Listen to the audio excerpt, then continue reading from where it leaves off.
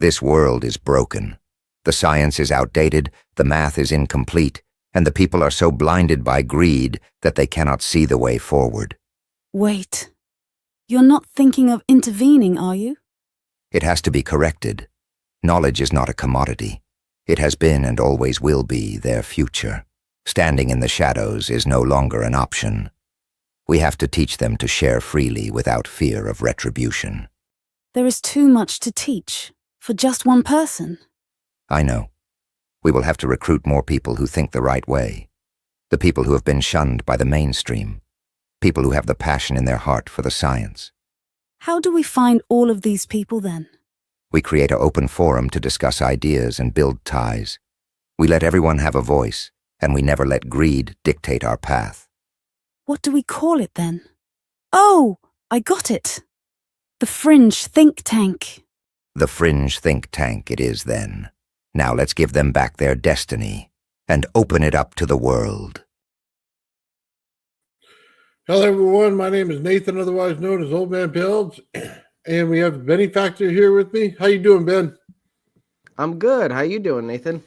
Oh, I'm doing good, man. Everything's starting to come around and do good.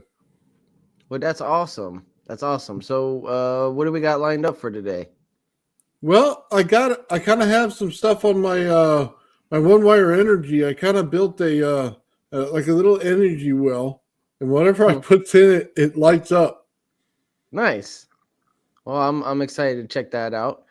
On my end, we did order some MOSFETs.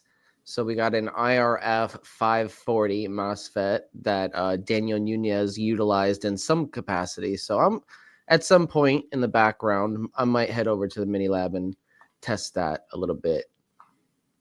If we have anything interesting, obviously I'll set up the camera.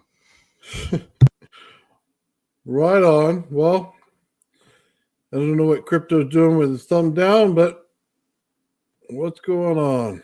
You like my tinfoil Tesla coil? Yeah, that's pretty cool, huh? So, you know what? Didn't see that one. Tinfoil Tesla coil. You didn't see that one yet? No, you got to show me this. Okay, so like I told you, I built a little energy well. So everything I put in it lights up. So like true Fringe think style, excuse me, my speech is off. True Fringe think tank style. I'm just going to show it. So I'm going to bring it up here for you. Yeah, let's see it. I assume it's something that you recently uploaded on your channel. I haven't been on YouTube like for the last day or two. Oh yeah, I did that, and then I'm going to show everybody kind of some behind the scenes stuff. So, yeah, so here it is. You can see the secondary is just tinfoil. Yeah. Now, I'll show you later on. I'll pull the cover back, and you'll just see the pipe underneath. It's just there's no winding. It's just tinfoil. Just tinfoil. WTF, Nathan? WTF? Like, like what are you gonna build these Tesla coils out of next? Like, well, you never know, man. I got an apple, a pencil, and this screwdriver. I'm gonna build a Tesla coil. Hey, don't put it past me. I might do it.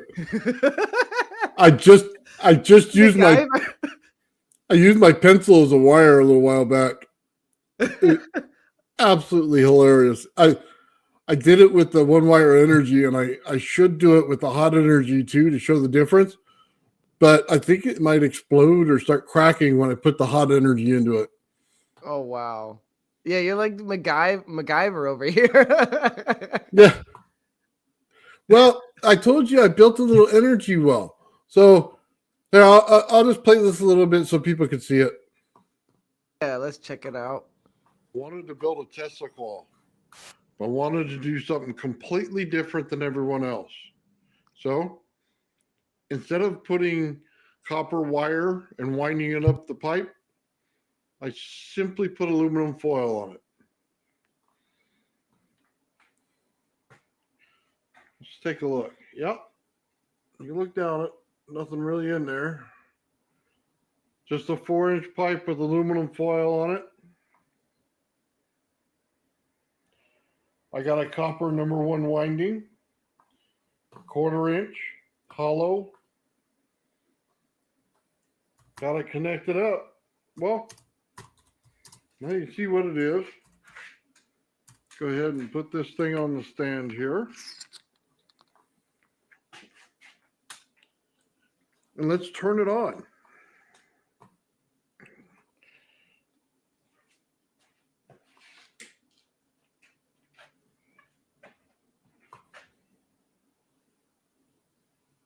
Woohoo, baby.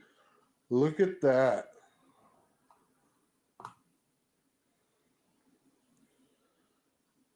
Tesla coil out of aluminum foil. Who'd have ever thought? Wow. There's no breakout. Turn it at into the a top. hat. You see it's clearly resonating. Yeah, that's crazy. Interesting, huh? That's funny, isn't it? Yeah. You never see it. Goes for distance too.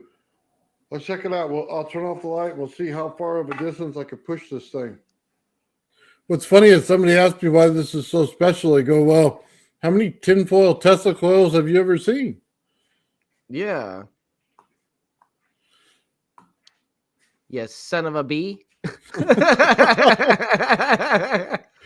Oh, come on now. You got to be nice about it. Look how far that is. Man, that's pretty good. I mean, you could just see it. We're a little over 2 feet out, and we still got this light going. And now it's going Hey, out. Myke. Now it's going on. What's up, Mike? Right about there's our distance. How you doing, For Joe? those of you who watch my channel before, you know what I'm doing. Or at least you have a good idea. But for those of you who haven't, well, welcome to my world. Build things out of Tesla coils that most people don't ever think of.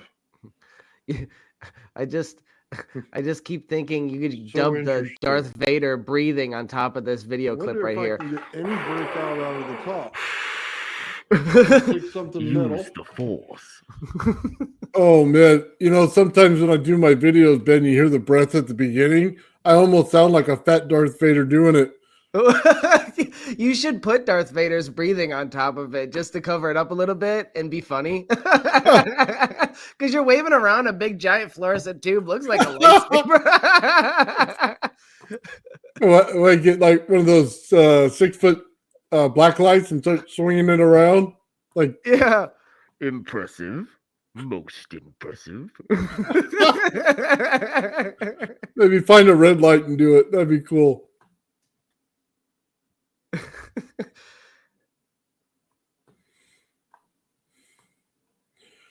Oh, man. Okay, this is pretty cool, right? All right, so I'll stop sharing that. I'm going to bring up something else, guys. And this is kind of like something I did for the members on my channel. And I wanted to show it to you guys. Ooh, members only content.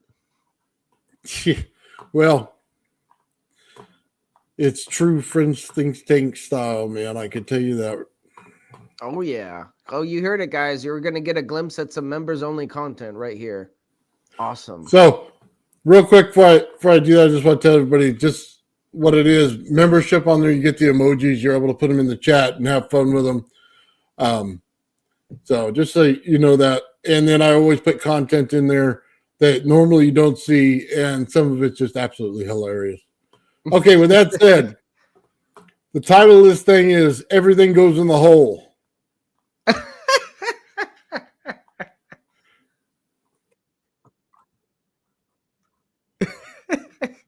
I have my one wire energy. At this point, you know how I hook it up. Here's the cool thing. Now, the only thing I've connected here is the one wire, obviously, and we're just going to stuff stuff in the hole, and we're going to see what lights up. So what do we have here? We have a jar here. We have quartz in there. We have some salt in there. Just like everything left over from other experiments. And then just some tin foil around it. We're going to stuff that in the hole. Then I'm going to take these tin cans here and stuff them in the hole.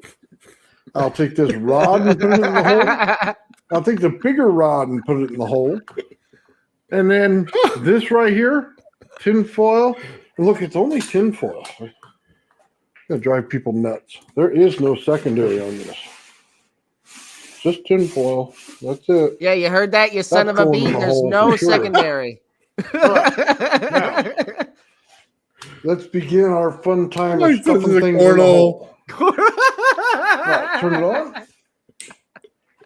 We got power, and all we're gonna do is check it with the light and make sure we get it to run. And what is this? Just water? Oh, dude, it's everything in there. Oh, and in Yep, that sure does fluid light that's up. like, oh wow. Nice.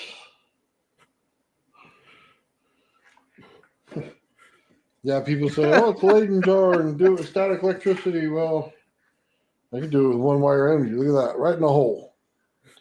Let's just see what it does when I put it down in there. Ooh, Hey, that's a baby. real glass hole. Like that rod in the hole. All right. Hey, don't be a glass hole now. Turn this thing off. Some of the stuff is metal, and I don't Oh. want to get shocked. The glass was okay. All right. I'll stop. We have a can here, and well, simply going to take the wire and I'm going to attach Hey, it Myke. to it, because if I put it over there, you'll never know which one's going to go on. So we're on now. You see it lights up, but that could just be something else.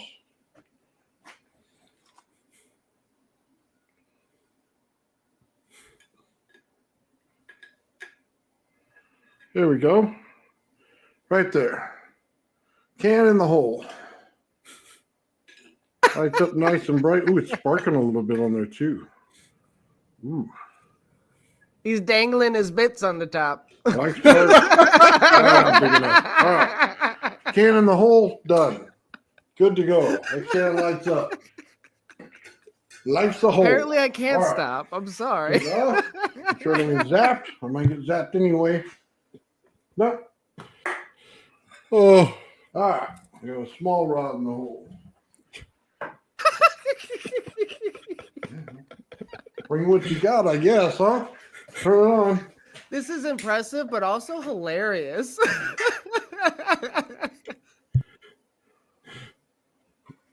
Yep, that lights up. Maybe small, but you're getting the job done. All right, small rod in the hole. Check. Still works. She still likes it. All right. Now, here we go. His name is Nettis Rodman. Again, this one, we just put a sleeve on it. That's it. No whining. Put it right there.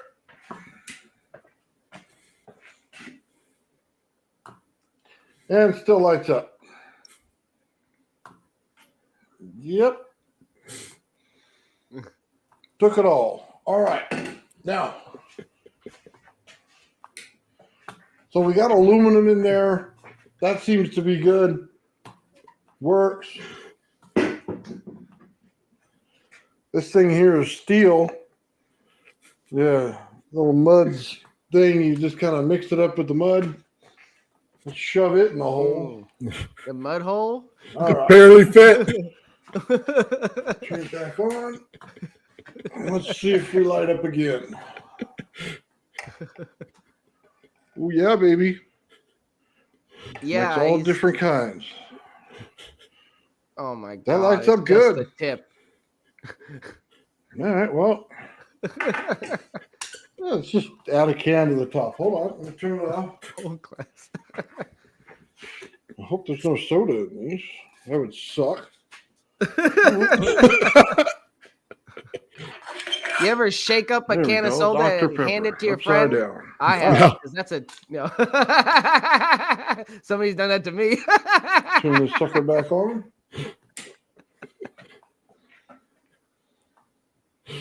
And there we go. Dr. Pepper likes it. It's just, I told you it's an energy well. It just And works. let's just one wire energy is wild, guys. It's just so funny. All right, let's try one more thing. If it likes all this big stuff, let's see if it likes some small stuff. You saw that it liked the small rod, but maybe, that was still too big. So take that big one out. There's some. All right, so now all we're going to do is turn it on. We're just going to take this tip here. Let's see if it'll light up just based on that little clip. Just the tip. Yeah, just a tip. Little guy too. Wow. Ooh, like the outside. That's Ooh. a tiny alligator clip. Let's see, it's down there. It's waving. Was that like Lit 28 up. gauge? Let's see if it do it again. Just wiggle it a little bit, Ben. Yeah, it'll even like that little guy. One That's size so cool. fits all. It's all. Still lights up. The hole is never too So- big. Ooh, I know what I didn't do. Let's just have a little more fun. Just a little guy. Say, well, okay, if it lights up with that,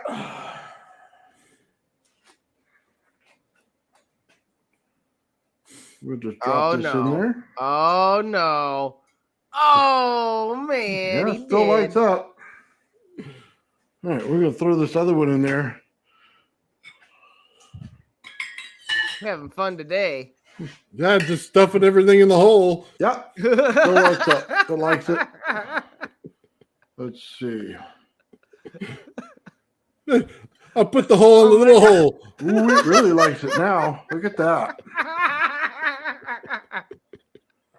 Yeah, it gets lit up bright.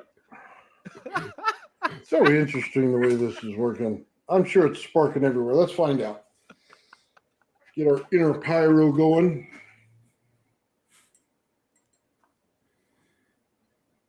Yeah, a tiny spark.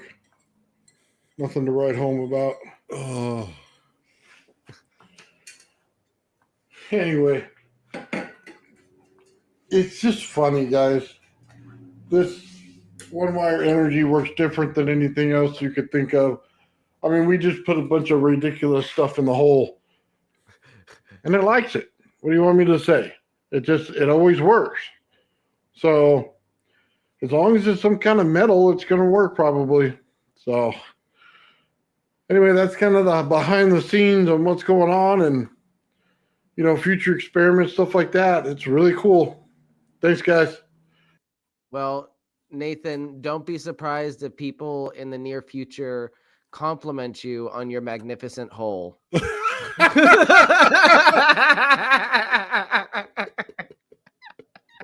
Hear that, everybody? You gotta send them an email. Show all the love for Nathan's hole. they're taking screenshots of my hole.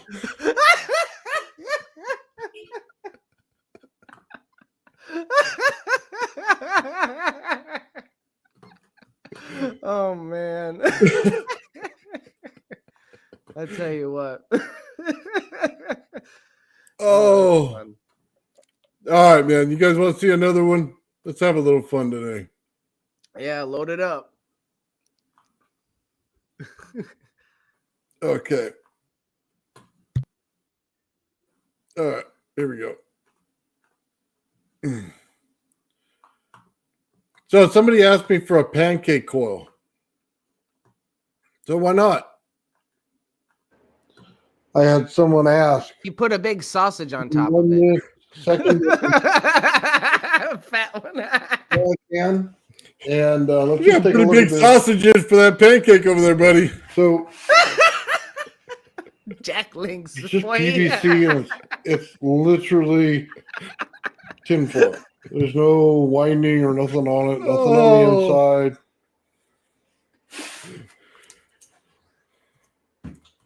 Set it right there. Turn it on.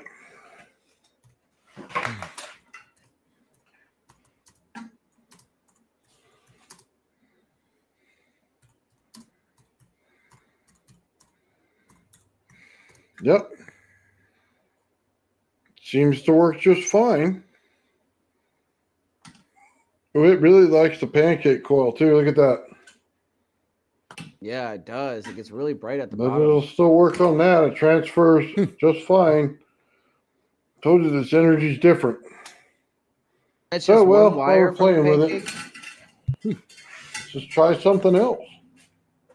You're the whole. Turn that off. Is that just one wire that you have connected? That's only one wire. Wow. That's crazy. You're crazy, Nathan. I can't keep Put up that with in you. there. It's too much. Every day is something new. Well, hold on. Look. Let's just. I light up sand and water in my front yard. I light up everything. Like there's hardly anything I come across that doesn't light up. I even took a full roll of what was it, 28 gauge wire and threw it down the center of this thing, man, and it just lit up. So, and I was creating sparks out of it. So this energy's different, man. I took a DC flyback and ran it based on this one wire. So, yeah, we'll keep playing it, man. Oh, I'm sorry. In the last test, someone was asking what was in the water. So that was just like a leftover from all the experiments. So I had quartz in there. I had salt in there and had water in there. So pretty much just whiskey. Yeah, probably a little bit of sand, some dirt. I mean, who knows? It was just a mix up. It looked like a just like a dark, like muddy type of water. Yeah, no, I did not pull it out of the toilet. I swear. Hand up, I swear I did not do that. Oh man. All right. Yeah, there it is. But that could have just been the pancake coil. Well, whatever it is, it's at a distance, I can tell you that. So this part, I got energy transfer once I stick it in there. Put the rod in the hole. That's right. Oh, no. Wow. Got some energy transfer there. Look at that. We just put it underwater. That's slightly inappropriate, Nathan. I'm kidding. It's just wiggling it. Shake a couple times. You're good to go. Shame. Right. What are you teaching people here? Let's see. Let's just find out what the pancake coil No, is. that's funny. We'll just take that. Move that aside. Oh. Yeah, I guess whatever you put on there is going to resonate, I guess. I think it's pretty strong. Those pancake coils. So, but we know when we put the thing in the water, we got more energy. So, I don't know. You figure it out. Let me know. Just put stuff around it. Put some cans on here. See what they do. Oh, yeah. Just transfers the energy. Really what it's doing. To whatever it touches. Pretty interesting. Oh, nice cans. A couple more things. So Yeah, it's a good pair of cans, huh? check this out. Okay, we got this here. We got that there. We'll throw that in there. You got 2 waters now. Yeah. Throw this in here. You're trying to use it as That'll like give us a couple extensions on it. Okay. Yeah, it doesn't matter what I hook this thing to, man. It's the only thing I have to worry about is feedback. Right. Because it'll turn the energy hot if it feeds back too much. If you got too much capacitance on one end. So will it start boiling one of the waters? I don't know if it boils water, but it definitely doesn't feel good to touch. It's lit up through all of that. Yeah, All right, well, let's keep going. We might as well try something else. I got a plate here.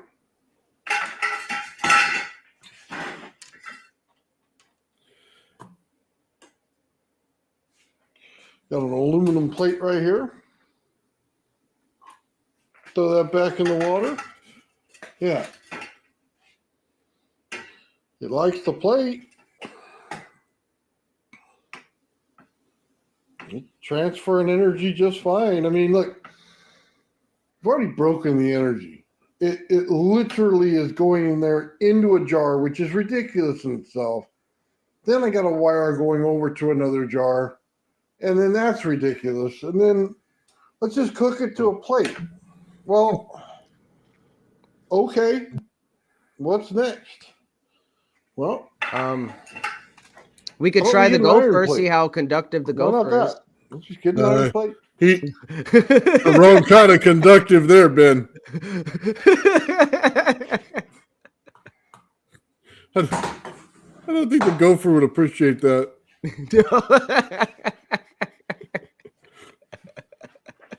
Oh wow! So can we What stay what is conductive this to thing that you iron busted plate? out? Well, I don't know. So I got a steel plate Find there. I out. think it's Let's see about how an we eighth wanna of an do inch this. or a Let's little bit just arrange less. it a little bit differently here. Sorry, I'm getting the shot. Oh, you're gonna attach it like as capacitance. Yeah, I saw the Yeah, I spark. think it's all connected. Mm.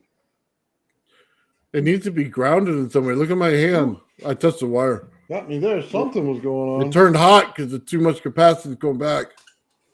Oh wow! Energy did a little feedback on me. Whew. Oh, you didn't touch the green one. You touched. Is it the green one that you touched? So, okay, there's more capacitance attached to it. Mhm. So it now feeds back into my coil. So Oh, I see what you're saying. Okay. so it goes back and it basically sours the well. So you would have to change it up, but I mean that's a lot of mass there in that iron plate. So you'll notice that it changed the energy. So when I touch it, it lights up. You know what I mean? And it's usually out. So it needed a lot more. So if I would have grounded it, it would have pulled the energy through.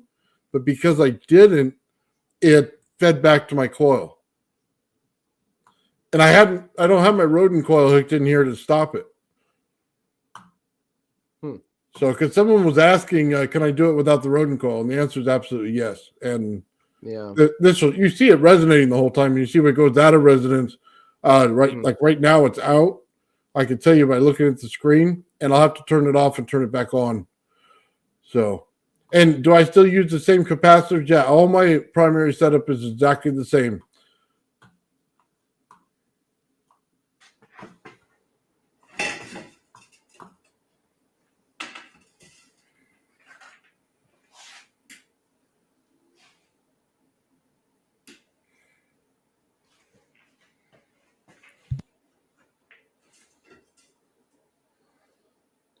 You know, something tells me this thing's going to need some grounding. You can see it turns on.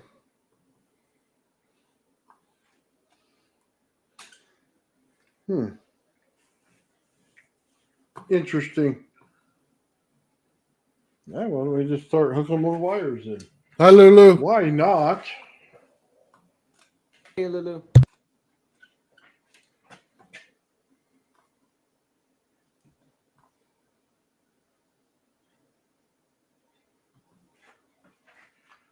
There we go. I don't know that it makes a loop or anything. I don't know. Whatever. Just some cool stuff. Look at that. That's ridiculous. Wow. You just pretty much do whatever you want, huh? I guess as long as you know what you're doing.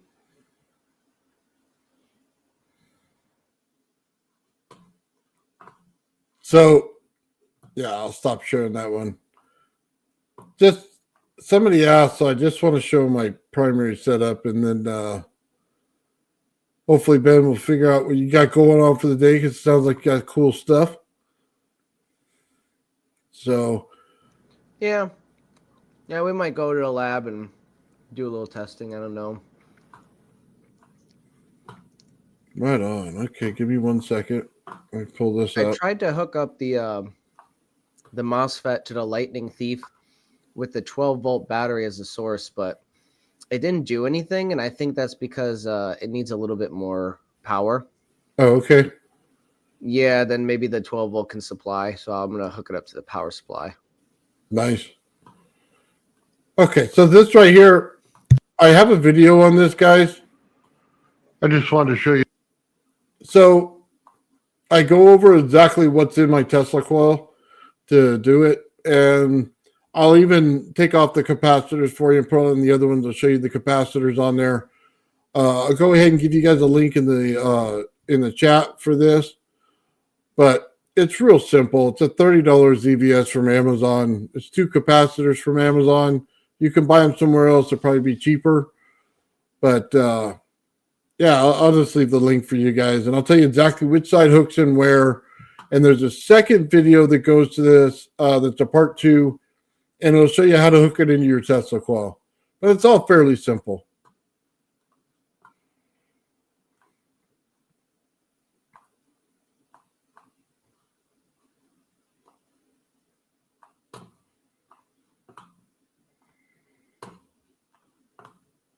Pull out too easy. So let's see if I can't pull the number off of this. Right there. Those are the capacitors that I use. They're $20 each on Amazon. The board that I get's about $35. So, you know, $35 plus another $40 for the 2 caps. Now, you can get these caps cheaper somewhere else. I just bought it on Amazon. It's easy to find. So, what's going on, Mike? No, not too much. How are you guys doing? Huh? Hey, I have an idea for a New Year's Eve show. We'll call it Okay. Hey, Mike. year of the Hole.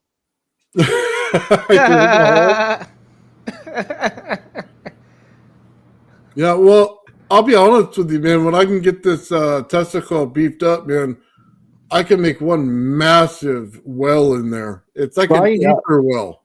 I can put in anything. Try energizing plastics. Polyethylene is really will hold a charge. It's basically like an electret. Okay. Have any polyethylene around? Charge it up, and then hold on. I have the PLA with the metal in it, metal shavings. I have that one. That'll work. That'll work. Yep. But just plastic. Just plastic. Because Bendini, when he was doing some of his tests, he was able to light up a neon bulb right off the plastic container of the battery in the terminal. I have plastic in there, and it's PLA, but PLA doesn't take a charge like that. So no, try polyethylene. Okay, that's a good. Yeah, try that one. Got it. I'll have to try that. Okay, that's just like an injected plastic, right? Yeah, they use it like in cups and stuff like that. You know, the throwaway cups, stuff like that. Apparently, it holds a really good static charge. So if you could charge up like a cup, plastic cup, put the light near it, you might be able to light up the light. I'll definitely give that a try. Yeah. How about styrofoam? Have you tried styrofoam? Tried the packing material, didn't work. Styrofoam, not so much. If I light up my table, so if I take my DC flyback and I do a double DC flyback, so put them in series, right? Yeah. I can statically charge my table. Yeah. Because it's melamine. So I could get it charged, and then I could do some funny stuff on there with some styrofoam. But it kind of just, it's bad for my garage and all my electronics to start playing with that thing. Yeah. You can start blowing your meters and stuff. Oh yeah, I fried a whole table full of stuff one day. It was not fun. Well, that happened with my partner and his. We're working on the power cell.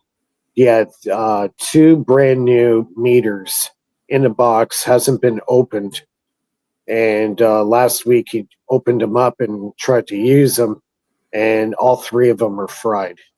Oh, yeah. So we don't know exactly what caused that to happen. I said either you had really bad luck and got 3 bad meters, or because of the battery stuff that we've been working on, some reaction happened and fried the electronics on the. And he said the batteries were dead too. So he put fresh batteries in, and he said the batteries, even with new ones, they still wouldn't work. Mm. So No, I've had them fry on me, and they put out junk readings, and right away they're done. You did something to the software, and you probably reset them, but for $40, I don't think I'm gonna bring it down somewhere for that. Yeah. So, yeah, what I was telling everybody is it's kind of like a little energy well. Yeah. So Gerald always says he's got an ether in the center of his coil. I think I found the same thing, but it's like a single hat trick compared to his. So I get one frequency, and on general, it's 426 kilohertz is what I'm running. And then depending on what you put on the load and everything, it'll drop a little bit, but that's pretty high frequency you're playing with. Yeah, it's definitely RF through the whole thing. And the cool thing is I didn't hook in my magnetics on this one, but when I do, and I put a little bit of heat on the outside, man, does this thing love that.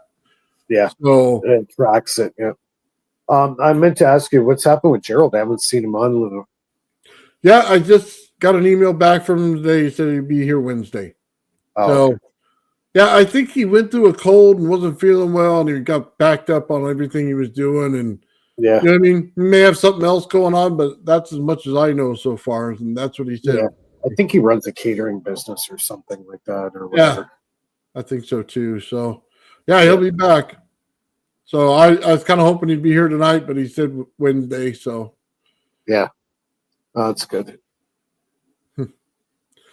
Yeah, but I'm kind of excited, man. This energy is doing a lot, and it's really changing. And I took your idea, by the way, from Friday about the aluminum foil. Yeah. Because you did it with the static. I go, well, okay, now I got to do it with my energy and find out. Yeah, and it works. Yeah, because it's a heavy side component. As soon as you create that energy well, like you're saying, any electrons that are present in that space around that is now going to get attached. And it's like the skin effect, right? So it's going to stay on the surface of whatever is conductive in its proximity, right? It's automatically going to attach itself, and you can feel that static charge, on the hair on your arms, right? When you get that static feeling, it's the same not a lot thing. Of static in it. Yeah, it's the same kind of feeling. Don't get me wrong, but there's no static in it. It's like none of my hair stands up. None of the table gets charged up like that. It's a little bit different than everything, but it's a lot of energy. Yeah. Yeah, it's a weird phenomenon. Yeah, so if I did what Tesla did and I brought the diameter of the pipe out, so say, for instance, I brought it out to 10 or 12 inches, right, and then I added more energy to it, man, would I have a good gravity well. Yeah, and then you gain a lot of power. A lot of people don't realize you gain a lot of power in the magnetic field on the diameter of the coil, not the length. Yeah. So the bigger the diameter, the bigger the field. As simple as that. Yeah. So it has a heat on the outside. It has a cooling factor on the inside. That'll only get bigger with more power. It's just going to amplify it. So the problem is I don't have the correct geometry in the round coils in order to transfer that energy where I want it. So Gerald has the ability to go north and south and flip it. He also has the ability to transfer the heat where he wants it, inside, outside. So I'm not able to do that with this yet, but that's kind of one of the next progressions in the steps of it. Yep. Well, what he's done is pretty complex. To replicate his coils will take quite some time to do. It's beyond complex. Yeah, it's too intricate for the average person to do it. And he said when he was building it, he screwed it up a few times. He had to go wind it back and then wind it again to get it right. 183 coils is what he built. Yeah. So, yeah. But we're actually, the good thing is it's low enough voltage we can map it out, right? 40 volts, not too bad. Easy driver, always works for me. I don't blow it out unless I go over that amount, or if I don't correctly see the amount of material I'm connecting to it, then it'll go to a bad resonance right away and then it'll fry. But as long as I keep those components in check, that board was perfect. Yeah. Actually, I got that plasma ball or plasma tower. I can show you it. Oh, absolutely. You want to run that?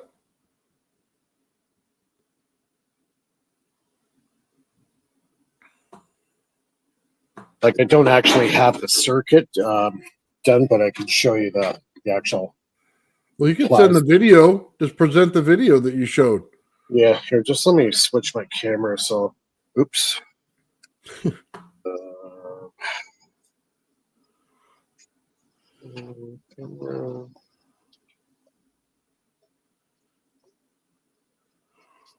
So it's really nice. Oh, that is nice. Look at that.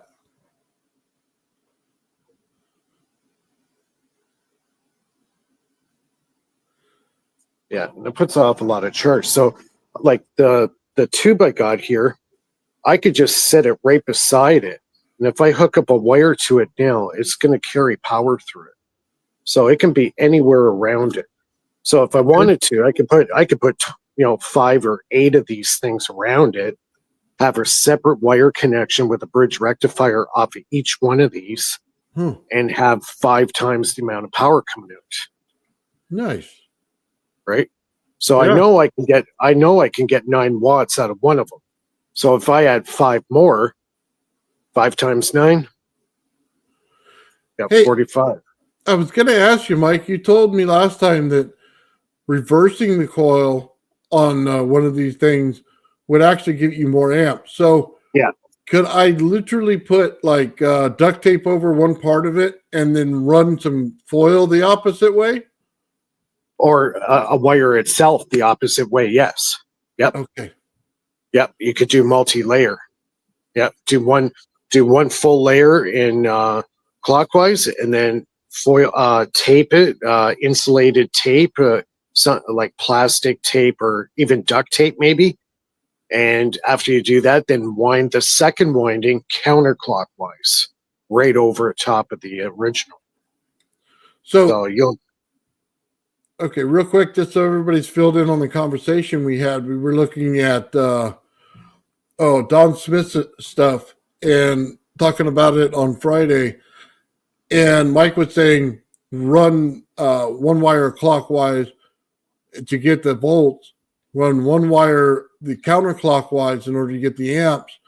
We'll put them into a Y configuration. We'll spark gap the volts so that we don't get any pushback on it. It would be like a diode to it, but we can combine our volts and amps that way.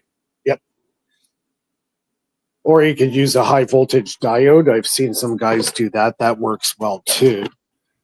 But the spark gap, actually, that was in one of Don Smith's schematics that he had. He used an actual spark gap there. Or he actually, instead of doing it at the center tap, he would do a one-way diode, high voltage diode off the center tap, and he would put the spark gap just before it goes to ground. Okay. So there's a lot of good stuff in there, man. I really want to build Don Smith's device. It's going to take a little bit. Well, you're more an advanced builder, so your chances are you're probably going to be successful building it. But for a newbie or whatever, it's going to be extremely difficult. It's more for the advanced builder for sure, and also the safety stuff too, right? Yeah. Well, I think the biggest key is I'm just going to look for radio frequency in all the coils. So I'll set them up and just do the math on it. And as long as I'm on my primary, I hit like say 50, and then on the secondary one, I'll try to hit 100.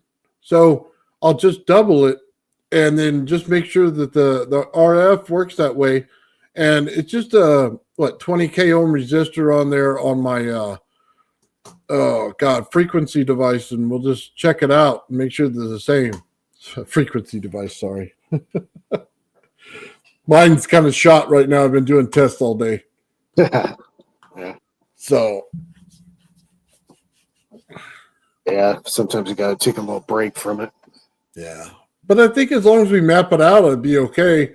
Just check, you know what I mean, everything on it and see what it is, and then I think we'll be all right. It should work pretty close to perfect by the time I'm done. Yeah. Yeah, you built quite a few devices. There's several of them. Let's see. 1, 2, 3, 4.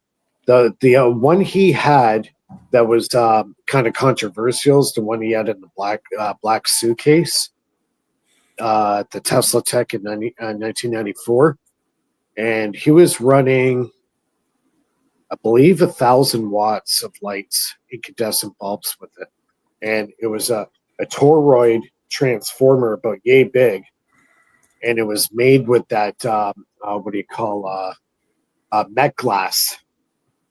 It was formed out of Met glass, and he built the coil out of that, and had one of those little high voltage modules. The one that I had, I think it was 20 kVA, I think, in it, and he was actually able to light up 1,000 watts worth of light bulbs. That's cool. So, do you think one of those little taser modules would do it? Yeah, I'm just worried about the heating issue if you have it on too long. Oh, okay. So probably one of the better ones will do it then. Yeah, I have a negative ion transformer that works pretty good. It's 11 kVA. So I've been using that for a while. And they're pretty bulletproof. It takes quite a bit to actually fry those things, which I like. So there's a little bit of room for air, right? Yeah, no kidding, huh? I hate when you turn something on and fry it before you're even able to figure out what's going on. Yeah. Yeah, exactly. Yeah, by the way, Joe Legacy was building the Don Smith thing and doing tests on it. So I think it would be perfect to kind of get mine done, and then we'll see if he wants to talk about it. We'll just kind of go back and forth. Yeah. I think all three of us in the room would be awesome. Well, the way Joel was doing his, he was wrapping the foil around the fluorescent tube, and then you could just tap right off the fluorescent tube. So the plasma from the tube was energizing the tin foil, and then all you have to do is tap right off the tin foil that's wrapped around the tube, and there you go. You just tap one wire off it, right? And he shows you the diode setup, so you can tap off it like 50 times if you want, and have 50 channels of the same amount of power coming out. Yeah. So there's your over. That's over unity right there. Convert back transverse EM to run motors. Yes, once you convert it back to regular energy, and Myke had talked about this several times, you put it through your capacitors, and then you run a full bridge rectifier on it twice? On both sides, yeah. Before the capacitor and after the capacitor. Okay. And then you can get to regular energy with no problem. Yeah, you could do at that point it is smoothened out and totally rectified completely. So now whatever's in those caps, you could use it as a DC potential, or you can modulate it and make AC with it. At that point you could do anything you want with it. So and you can loop it back to the source, and it will not know that it was the same power going in, because it's now back. You've changed the symmetry of it. Yeah, you basically open the circuit, right? Yeah, it's an open circuit. Yeah. So do you have to put a draw on it, like a light or something like that? I always have like some form of ballast, like if it's on the high voltage end, put a neon bulb on there. That's takes 90 volts right there to light it up. Or if you're doing it on the DC end, either have a motor hooked up to it or have a DC 12 volt light hooked up to it. Always have a ballast. Okay. Yeah, always have something to pull the energy through, right? pull it through, but also, that you don't overcharge your capacitors and then you have a catastrophic failure. Oh, yeah. Yeah. That'd be bad. Those things tend to hiss out and jump all over the place. Yeah, they're. Oh, the big ones, I don't even want to be in the same room if one of those go off. I haven't had one fully explode on me yet, but yeah. I've had a decent sized one go off on me once, and it's like a firecracker going off in your bedroom. Wow. Pretty violent. But so many things. So right here, I was just on this gentleman's site, by Night 64. He was doing some experiments just like mine, and he had a Tesla coil out there, a rodent coil. He's almost got it set up. They're hitting it just right. I think my concern on his thing was more, I don't think his MOSFET's going to handle the power he needs to put into it, because he's constantly checking the heat on it. So yeah, that's a big problem. That's a big problem using the ZVS transformers, and that if you don't have the proper MOSFET hooked up to it, you'll get like heating up real fast. If you don't have it properly vented or heat sinked on it, you're going to toast it for sure. I'll tell you right now, I got a Tesla coil one on my site that is a PNP, and absolutely beautiful, would change your life on this thing. And 40 volts all day long without an issue. And One Wire Energy absolutely loves this circuit, by the way. It is the best circuit ever for that. It's Slayer circuit, right? Is it Slayer Snyder. Yeah. It really is. If you get a chance to check it out, man, check it out. It's one of the better circuits out there. Yeah. And it's just two components, really. Well, maybe three or four, I guess. It's simply a PNP transistor, and it's a 47K ohm resistor, and then you got a heat sink and a fan that goes to it. Yeah. That's it. Yep. No, not overcomplicated. Yeah. So, but it does the trick. Yeah. Well, that's the whole thing, isn't it? So you could put capacitance in the beginning of it if you wanted to, and not a problem. Just put some capacitors there and then run your ground line if you wanted to do that. I usually run it ungrounded, but you can ground it. Just put it in the ground line to your negative to the capacitor before it goes into the rest of the circuit, and you'll be fine. You can always double diode over the oh man, I want to say it's the emitter to the I thought it was the gate to the emitter. There you go. Double diode it so it doesn't get back pressure on it. Yeah, because the gate is very sensitive. As soon as you fry the gate, that's it. You're finished. Yeah, you're right. That's the one it is. So there is some protection work you could do to it, but I like to show people how simple it is. Yeah, I think the gates on most MOSFETs are between 2 to 5 volts. Some maybe even lower. So yeah, it's a sensitive part of that circuit is the gate. You got to be very careful with it. They're prone to frying. Yeah, I think we all find that out right away. Oh yeah, I've done a few. I get that Z44 on the MOSFET, and I fry that thing immediately. I think I fry it with just my soldering iron if I forget not to turn it down. Yeah, the heat on it, could do thermal damage on the inside. Yep. Oh, hold on, Gerald, what's up, buddy? Come in and hang out with us. Hey. Oh, year of the hole. That's right. Oh, you got to make a T-shirt. Year of the hole. Be the hole. You are the hole. That's so bad. Ben's like the perfect voiceover guy, isn't he? Yeah, really. Yeah. He'd be like every commercial with us. Yeah. Three holes. Oh, I am Canadian. He's Canadian. 3 holes.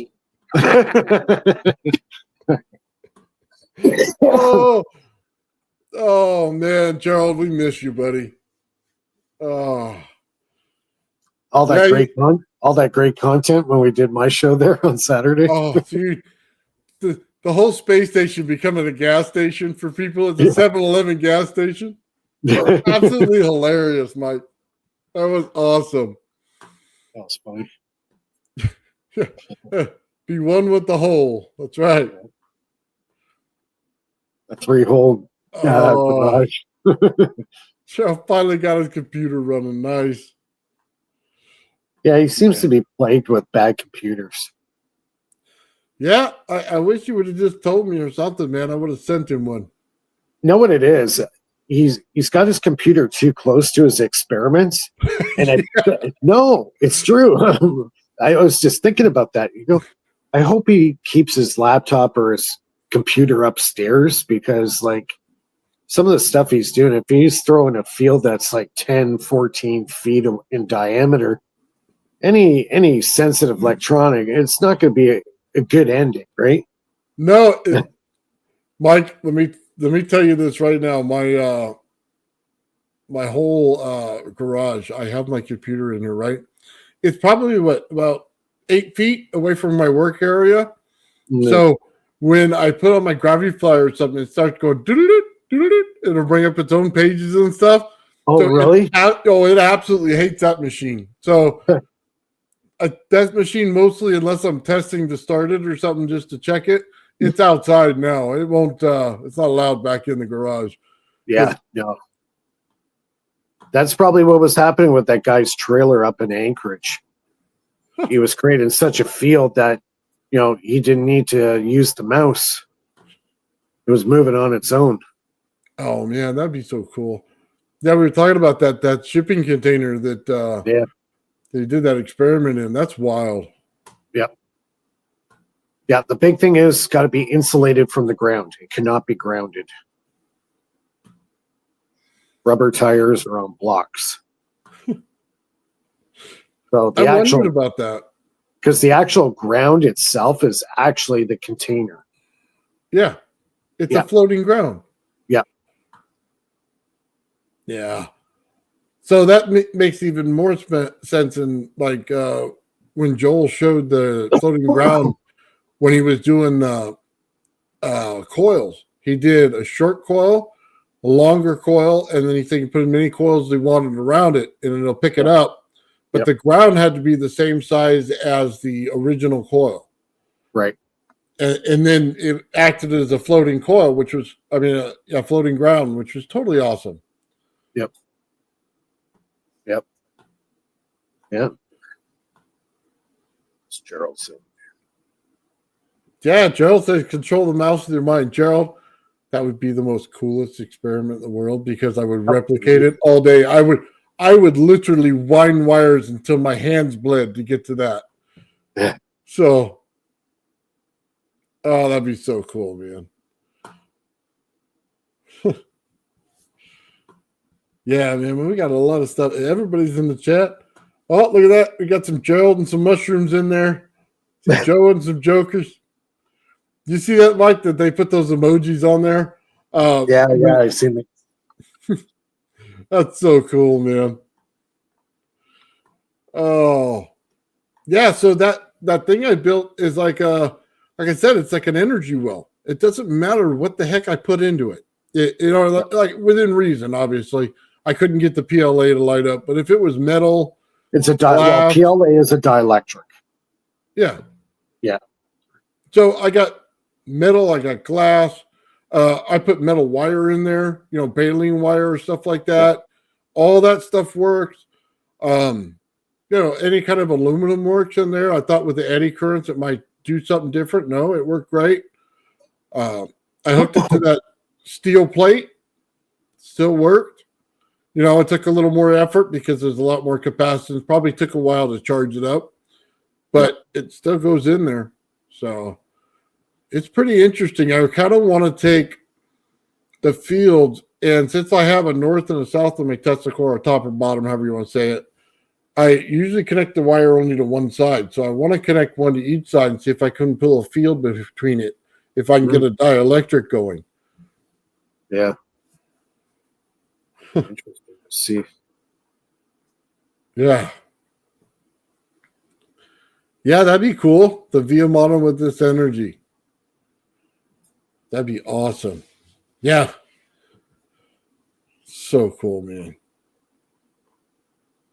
Yeah, let's check this out. Mike, I got another video. I've been in the garage working like all week on this stuff. So I wanted to show you this. Let's see.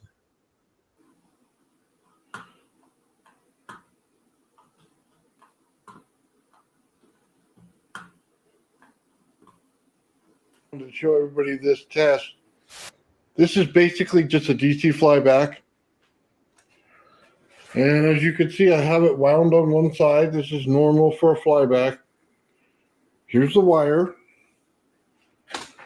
It's connected to the bottom of my Tesla coil to the rod coming down it. Now, the question is it a pulse that turns them on? Or is it AC and DC? Well,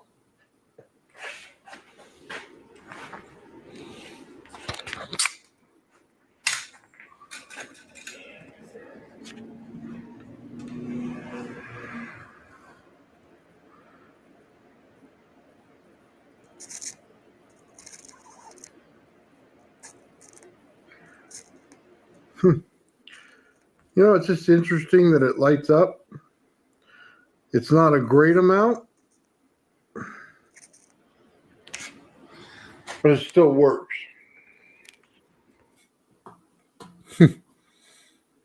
It's funny because this energy just goes through everything like a pulse wave in it, and it's more of an energy transfer, and it just transferring the energy to that DC flyback, and it works. I never thought it would, but I had to try it.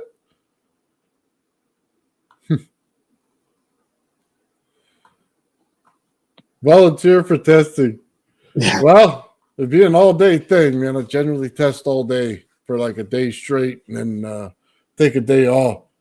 But yeah, I pretty much think we have what would be classified as an ether here, and if not, it's really close. So I let Gerald be the judge of that one.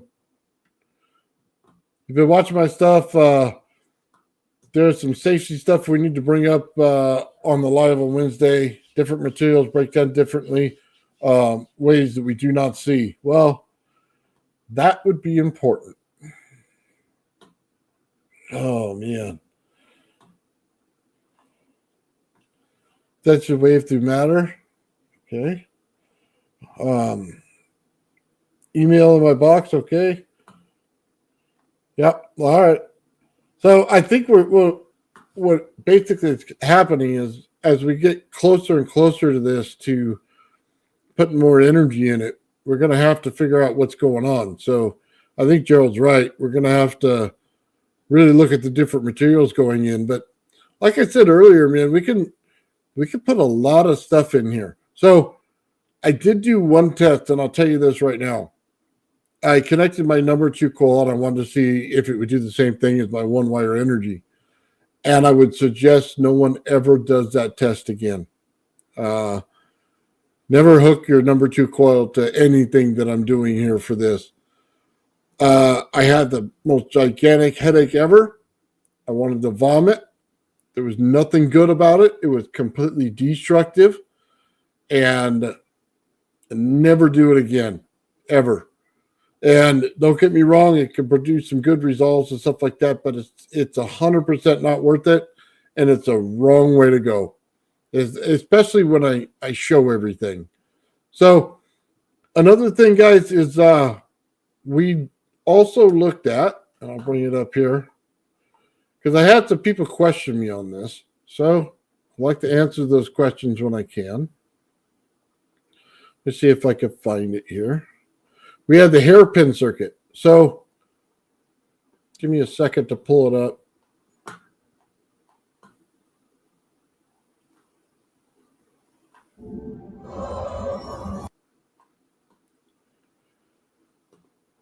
So I'll just pause it so we can talk about it. So we looked at the hairpin circuit, right? And here's basically what it is. Now there's 2 things missing here, and I'll tell you what they are. right after the Tesla coil, but before you get to those air capacitors that I'm telling you about, there's a spark gap that goes in between them. And on the other side, it's just your circuit to connect it. So whether you're running in a spark gap Tesla coil or like I'm doing, whatever that is what that is. Now, when I put that rod down the center, I just want you to understand this. The only thing I'm doing is taking the magnetic field of the outside of that coil and I'm putting an air gap between that and the rod on the inside, and I'm getting the highest Tesla level I can. So it's giving me cold energy. Tesla also had cold energy, and he did it with the one rod down the center after he figured it out. This is the version before he did. You can see the air capacitor right there. Sean showed them on one of the last lives on a Wednesday. You put the capacitors like this. You can move them up and down and change the capacitance in it. But pretty much it's breaking the circuit. Once you break that circuit with this energy, as long as it doesn't spark over, again, this is a field circuit, so it's not intended to spark. If you have sparks, stop, spray some coating over it, and then wait for it to dry and do it again. The only other thing missing from this, guys, because it's working the exact same way, is at the very bottom on the right-hand side, they had two little paddles attached to it for other things that he used it for. So when I tell you I hit the right track with the one rod down the center, it's exactly the same. Now, you can look up his patent and see what that is. We're not allowed to talk about it on YouTube, but that's exactly what's going on.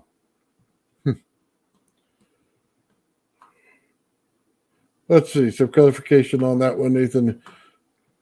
It's like that is, yeah, we'll see it on Wednesday, Gerald. But look, it's pretty much the same thing. So what do most people show when they show this circuit? Let's just get to that.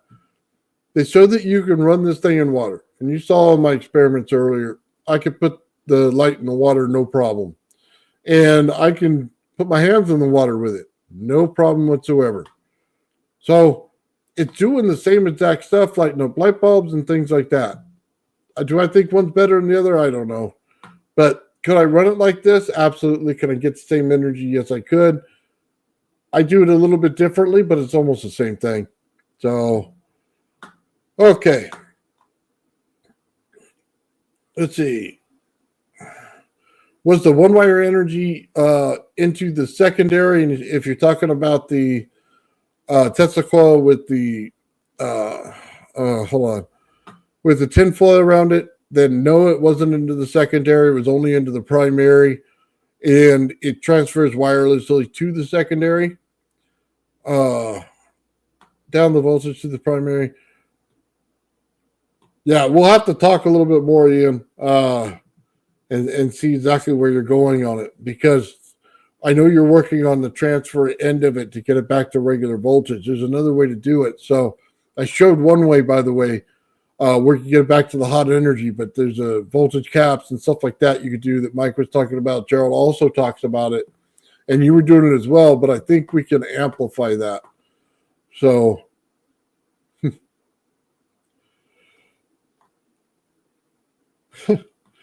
yeah, well, I'm happy it's going well too, Gerald.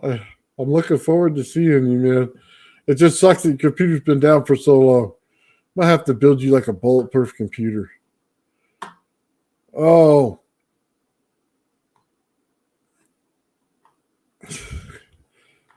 Right on. So let's we'll stop sharing that one. Let's see what else I did today. Man, I got through a lot of stuff.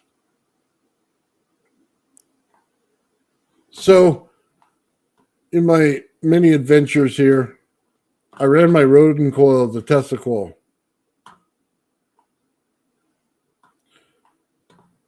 So I'll let you guys see that one. I wanted to see if I couldn't excite my rodent coil by just putting a little coil in there and putting a pulse in there. So you see the wires connected to the light bulb that's right there. Just to one of the channels on my rodent coil. I have this little coil in here. It's not connected to anything else. It's just in there. connected to the wire. It goes to the center of my Tesla coil of the rod. So it's just putting out a pulse. So now I'm just going to turn it on and see if the light turns on. And there it is. The light comes on. So what do we learn from this? Well, it's a simple pulsed magnetic field that gets into the windings of this other coil. It doesn't matter if it's in the center or on the outside. Not really. It all still works like a Tesla coil. It's creating one pulse that goes into the next thing. It's about as simple as it gets.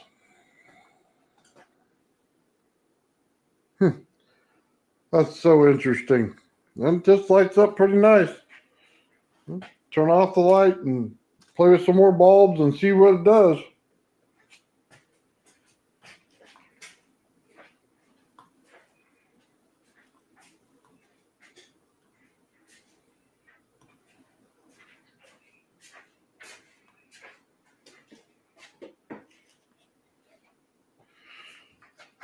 So yeah, it lights up pretty bright.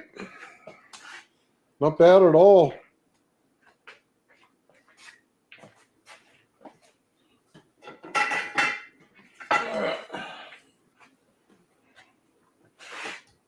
Yeah, it lights up right over top of it. Yeah.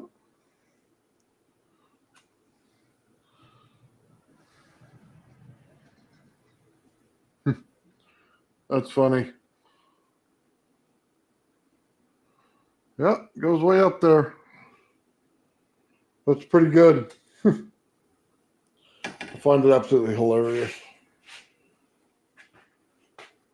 So you can always tell me if I put the light over the top of it, hey, it's just lighting up based on the coil you hooked it to because it's hooked to your Tesla coil. Well, this is an open circuit. The rod's not attached to anything in my Tesla coil.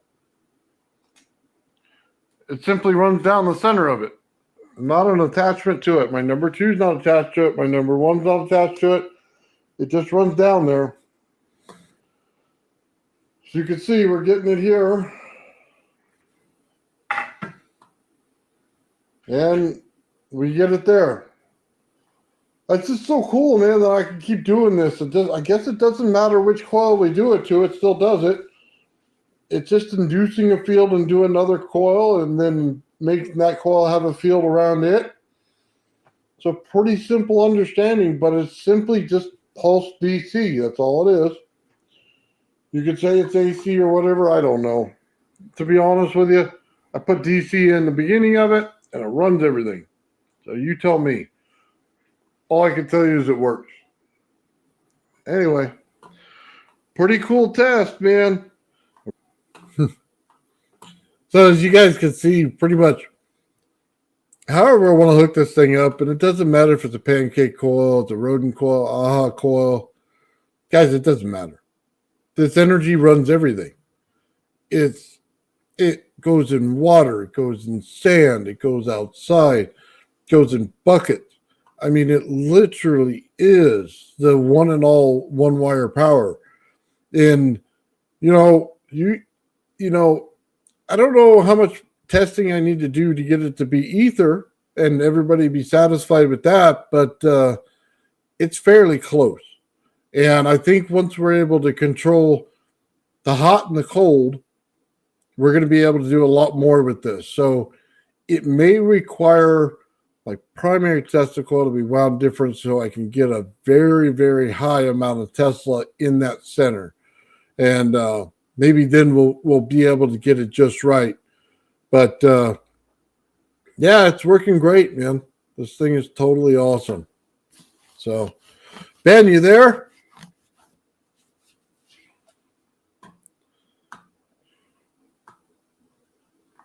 I am here. I'm in the lab doing one more test.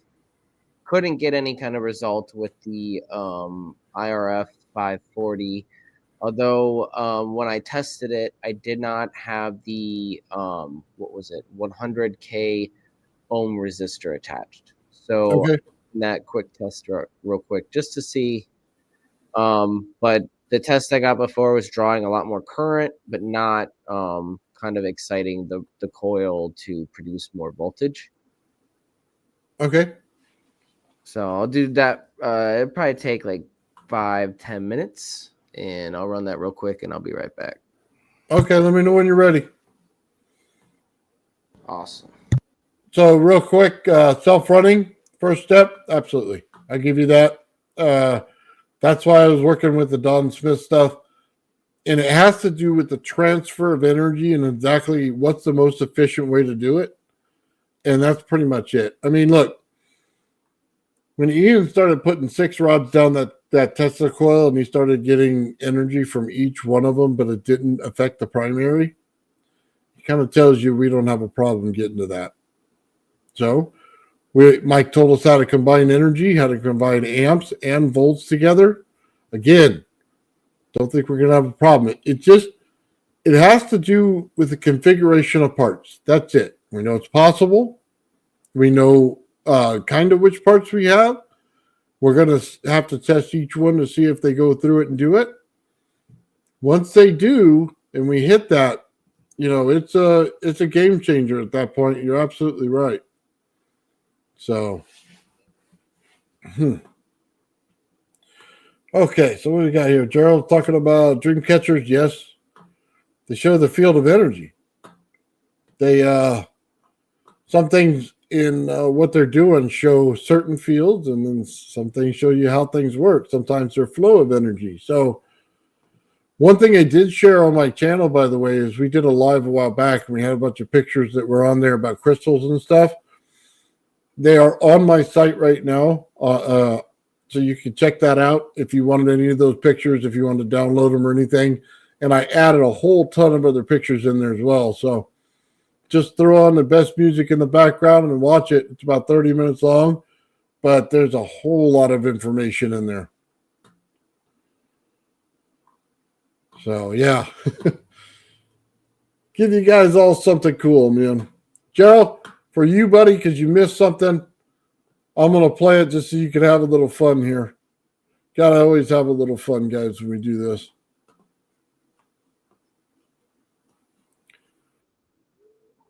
Give me 1 second.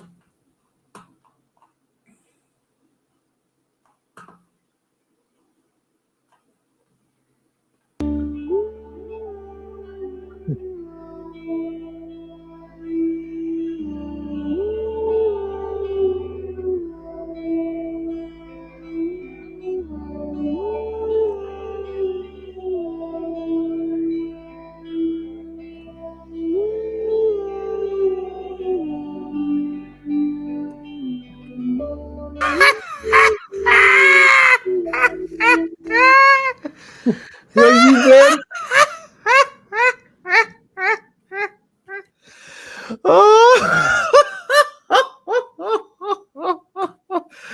Whoa, whoa, whoa, whoa. Oh my God. That's too good. I want to do the dance now. Whoa, whoa, whoa.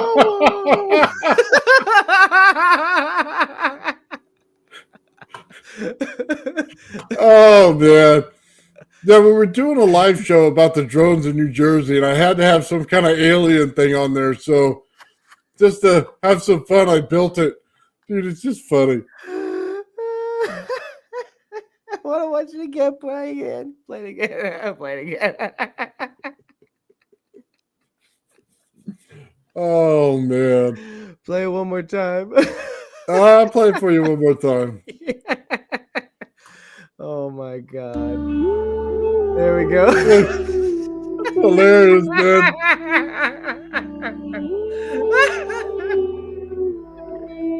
He's been dancing in the street, too.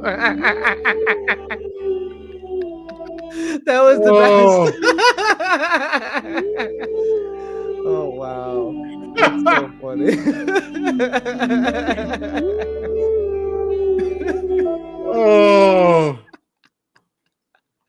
Oh, man. What did you title that video? Oh, I think it just said Jones Bay, New Jersey. and it said, yeah, we needed lunch. Oh my god, that's perfect. That's great. I love it. I love it. So funny. We'll get back to some more serious stuff, Ben. Let me know when you're ready. I'll play another video real quick. Yeah, 5 more minutes. I'll be back. 5 more? Okay. So, let's see. We'll go with this one, guys. I don't know if everybody saw this one. Probably not. And sorry, guys. I like to play and have fun as much as I like to work. So I'm having fun with my Tesla coil. I just set it up here for you. Tesla coil, rod down the center, hooked in the bottom, just like my other videos. It's run over here to my bipolar Tesla coil. One wire connects right there. Makes this other coil, my number 2 coil, on this one hot. So let's find out what we can do here. Now, is it truly hot? Is it truly cold? I don't really know. Let's just turn it on, find out.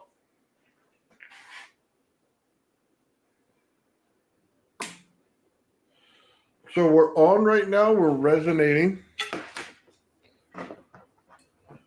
And we're just going to check it with our light and just. We're lit up, but that's pretty poor.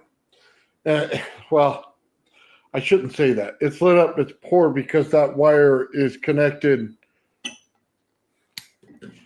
As you can see right there, it's connected all that mass.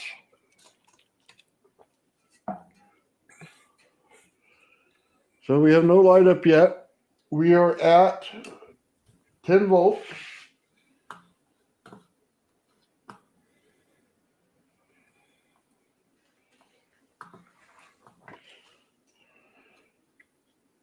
Well, now we're getting some good light up. Okay. Take it away. We'll see if it lights here.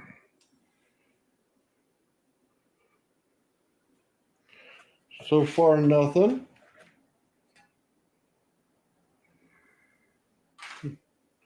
Oh, there we go. Now it's on.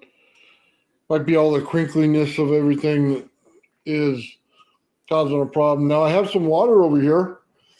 Guys, if you haven't noticed by now on my channel, I like to have fun and I like to test things. So why not just have fun testing things?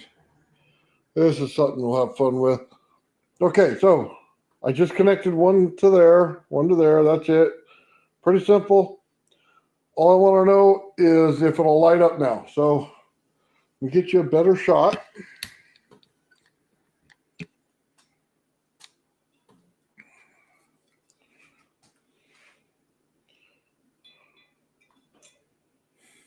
Put it in the water, it lights up. See if I can't do better on the shot. Here we go. It turns off. It's off. Dip it in the water, turns back on. Oh, this is like a fun game. Okay, let's try it again. Oh, it's back on. And we'll go to the last one, and we're there. So is that glass an insulator? Oh, no. Not as much as you think it might be. Let's turn back off, turn back on, turn back off, turn back on. Yeah, okay. We're having a little fun. Now let's just connect it to the rest of the stuff here. Oh, there we go. So we got a good connection there. It's on. And by the way, it's still on right here as I just wiggle this wire over now. I'll turn off the light so you can see it. So get those lights off and get this thing running.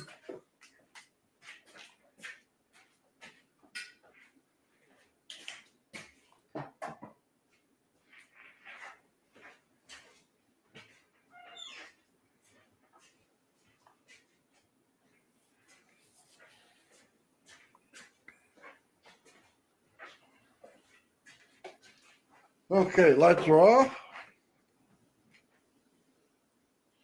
Thing does not like the crinkliness of this. See if it likes the edges. It does with my hands next to it. Okay.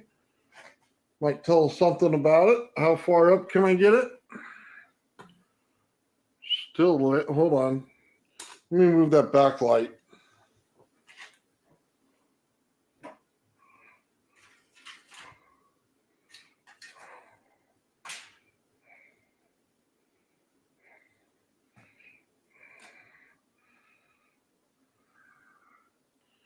Now it's going out.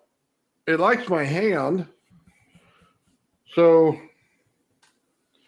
that's interesting. Let's go back to the other side. Let's get that little wire now. Let's dip it in there. Sorry, it's a black wire. There we go. You can see it when it dips in. Now you can see the wire. Now, that solution has salt in it for people out there that wanted me to put salt in it. That one does. This one has no salt in it. It's got quartz. It's just as bright. This one here is water. Yeah, and this one on the end had some sand in it at one time. It all lights up. Okay. Well, that's cool. Still lit. Okay, now it's out. Ooh, look at that. Now it's brighter on that. You know, I'm just having fun with Tesla coils, guys, and I'm trying to see what they do. So just understand that. Lights up nice and bright over here. Lights up less on this. All right, so we can see that we could do a bipolar Tesla coil, start lighting stuff up. So let me see if I have a different one on here. I think I was looking for something else.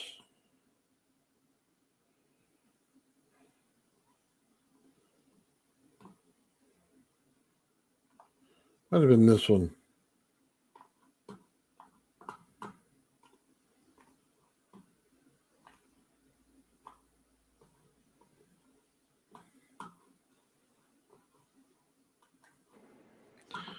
This experiment's going to be a little different.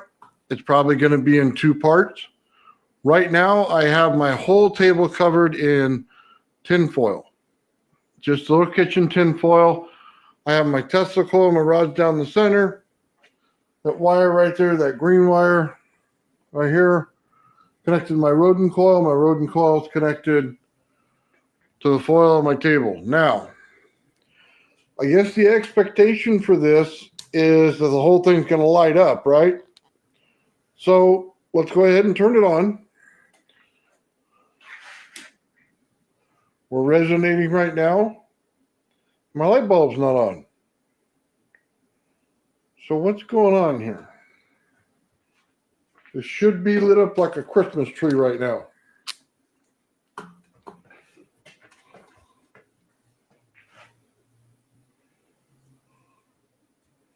It's on when I touch it.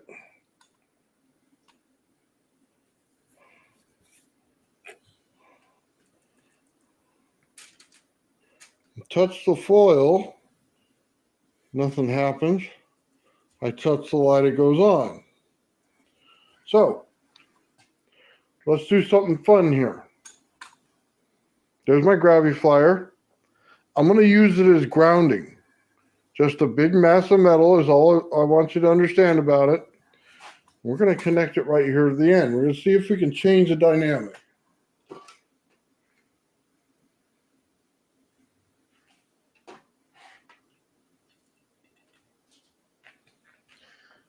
Now my gravity flyer is not connected into anything. It's simply a grounding source.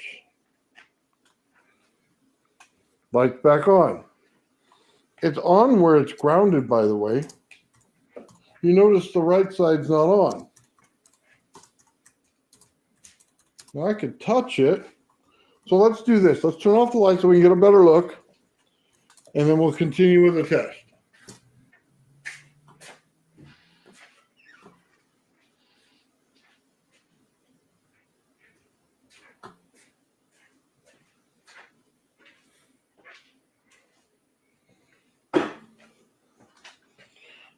So let's look at this side. Let's focus over here. That side's lit up just fine because it's grounded again to the gravity flyer. I touch it. It goes up slowly. Now I'm also a grounding source. I'm also capacitance. And again, we can touch this and the light goes down because I'm completing a ground and bypassing. It's interesting. Now, I have a feeling if I connected this to my number 2 coil and adjusted for the resonance, this whole table will light up. So I'm going to do that experiment as well. But while we're here, and by the way, I'm wearing my pajama pants, and I probably shouldn't tell you that, but they're kind of staticky right now. So it's not a major effect, but I can definitely feel it coming off of this thing. So, but this isn't like normal high voltage. This is from the center of my Tesla coil. So we're getting a little bit of a field around it, and I could feel it. So It's called the fluffy effect. fluffy. Play with this a bit more. Fluffy And we can try to ground out the other side. Yeah, with pajamas. The aluminum foil here. Not boxers like Ben.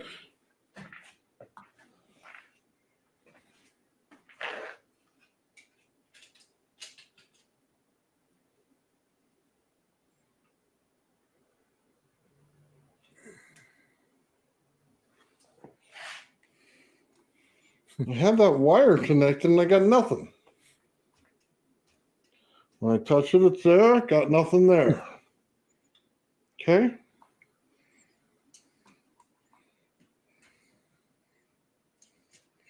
Pretty interesting.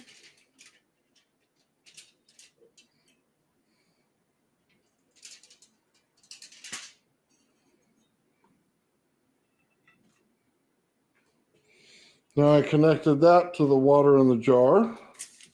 It's not doing anything. It's not acting like cold electricity now.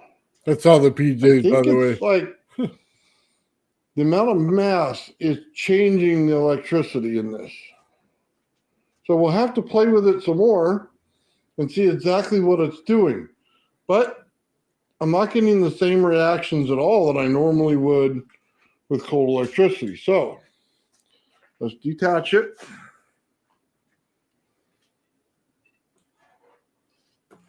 I got nothing on that light. But I touch it, now I do. I mean, I don't know what you want to make out of it. I don't know what to make of it yet.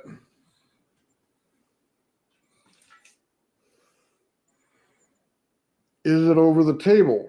Yeah, it is. It lights up over the table. Interesting. Oh, there it goes. It lights up now with a straight connection. Okay. That's fairly interesting. Let's see. Let's give it a little bit of distance. It's not lit up now. We're still resonating.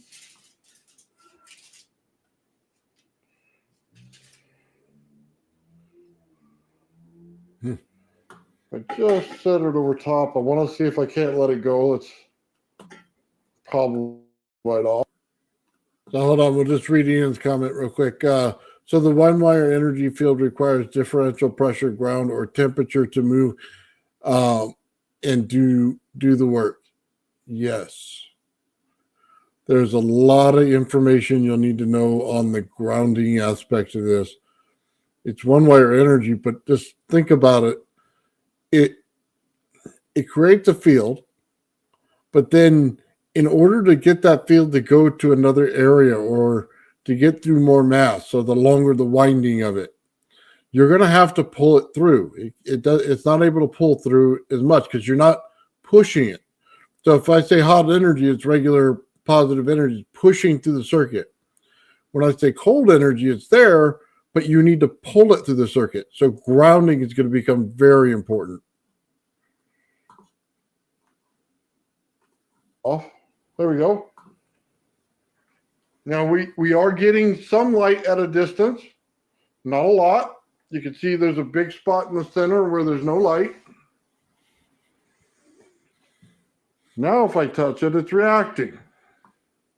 This is acting like the hot end of a Tesla coil.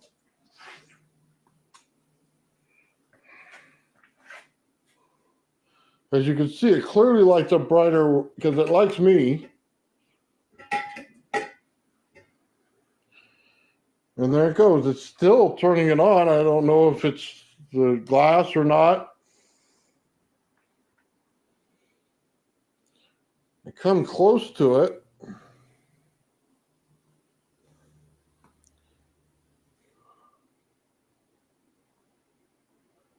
I don't even have to touch it. It's lighting up brighter. And it's doing that. Put it down, it goes less. I don't know what to make of it yet, but this is our test. So I'm going to stop and reset for hot electricity and see the difference.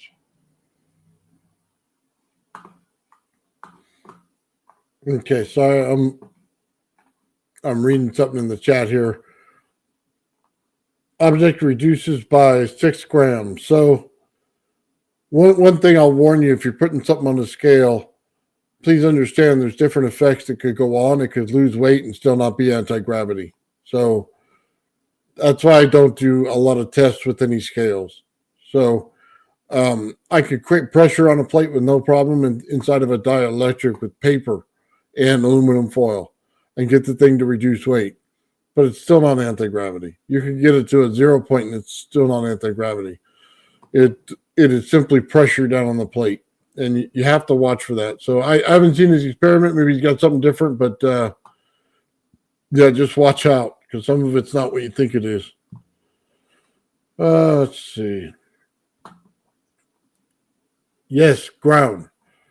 You have to pull it through. So my next couple tests will be capacitors and stuff like that where I pull it through. I didn't get to it today, but it's on my list. I have the capacitors built all together, and I'm getting ready to use that. And I just got to put a draw on the end of it or a load and see what we do.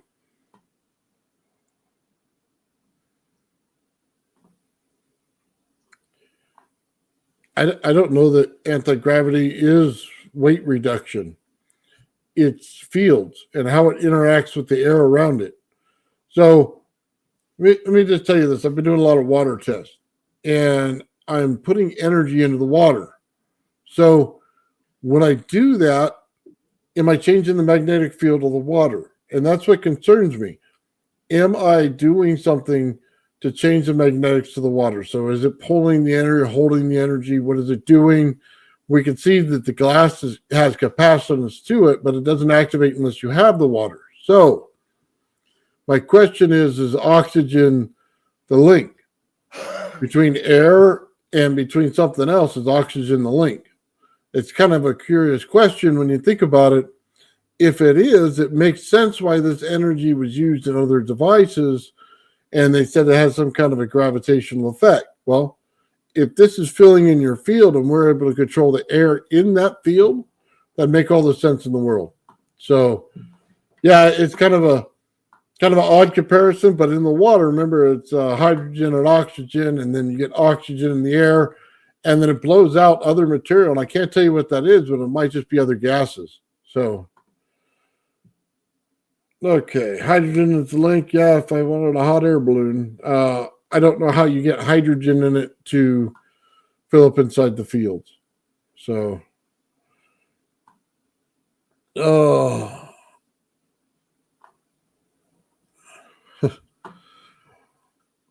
I thought he was learning towards air capacitors. Yeah, well, kind of has a correlation, doesn't it? There's got to be something going on in that air with it. Yeah. Well, look, see, the thing is I know a lot of people think you need a lot of stuff for this. Let me just tell you, I don't need electrics. I don't need to change the water. It could be tap water. I'm telling you right now, the energy is different. It goes through all of it. So when you have a normal stuff and somebody's running hot energy, they're not doing the same test I'm doing. Just understand that up front. 100% not the same test. It's different energy. They're running hot energy. I can get things to run on hot energy the same way they do, Electra, stuff like that. All that's great. But as you saw, when I started dipping this wire into different things, different solutions, it didn't make a difference. It really didn't. So the only thing that makes the difference is the distance that it goes. You have to have quartz in there in order to pull the distance on the field. And that's going to be something that everybody will have to understand. It's gonna require some quartz in it, or a crystalline form, because we're going to resonate the crystal to do it. That's why I tell people when we did the crystal episode, look at the geometry structure of a crystal. Look how it's built. Look that there's oxygen in there. Again, another comparison of why this is all working. I think that oxygen is the key. And once we learn how to manipulate it the right way, we'll be all right. So,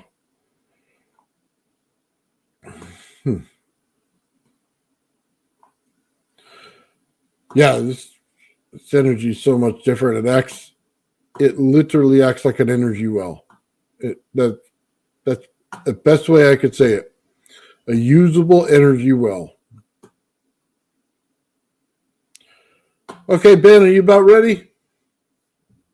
Yeah, so not a lot happened. We didn't get any really interesting results other than the fact that the IRF 540 MOSFET did seem to draw a lot more current, but it didn't excite the neon lamp. Neither did it actually light the 40-watt panel at all at any voltage input that I gave it. And yeah, and I was afraid of pushing it too high just because the current was so high compared to the, like, I would put it up to 12 volts and it was already at 2.5 amps consumption.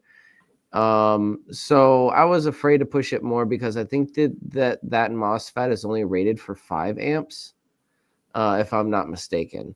So I didn't want to push. Yeah, I didn't want to push it too much. I have extras, but I think the takeaway here is because it did get very hot. Obviously, it's drawing more current. It might be good for induction heating in some capacity for off-the-grid purposes. We'll have to do more testing and look into that. Okay. So you had more amps than you expected to have? Is that what you said? Well, we expected that there was going to be more amperage available on the output. And that's probably true if we measure it on the output, which I didn't. But there's just not enough voltage to do anything with it with the lighting. So yeah, the MOSFET, it's doing what it's supposed to be doing. Apparently, that's what we intended it to do, which is up the current. But at the cost of the voltage, we really can't do anything or can't see anything significant with it, other than the fact that it's heating up and is drawing more current, which could be indications that it could be stepping up the current instead of stepping up the voltage, like we see. And that could be very good for induction heating in some capacity, I can imagine. I have to test it more, and I'm kind of half asleep at the moment. To be honest, I'm a little drowsy. Well, stop playing with it because you'll just blow stuff up at that point. Yes, sir. Yes, I agree. So, yeah, it's interesting. We had some interesting details come from it, but nothing for lighting, unfortunately. But we still have to test with it further. I have a whole bunch of them we can, run some more tests with. Maybe another circuit or something. Yeah. Jarvis says, try the commercial boost converter. Ben, didn't you have a converter already? Inverter? I have an inverter. You have an inverter, okay. Yeah, not a boost converter. That's something I haven't tried yet. I know people have recommended boost converters to me. But yeah, we can go down that alley. Yeah, I think they're very cheap, aren't they? Like $10 on Amazon or something. Yeah. Most of the components we work with are relatively cheap. $7 here, $10 there. Except for the meters and the power supply stuff. That gets expensive. And the coil wire. The coil wire can get expensive as well.